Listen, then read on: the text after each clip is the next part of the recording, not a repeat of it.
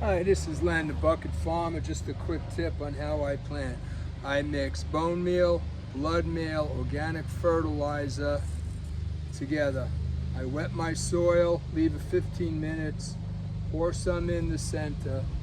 I then take whatever I'm going to plant, which in this case is a red hot cherry pepper. I like to pickle things. I now place it in gently, pack it all around, get the air out. I then add some more soil, which I'm using the soil that was in the plant previously. I pack it down.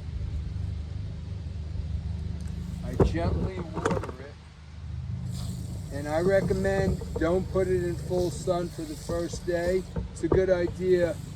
Keep it slightly in the shade, let it get adjusted.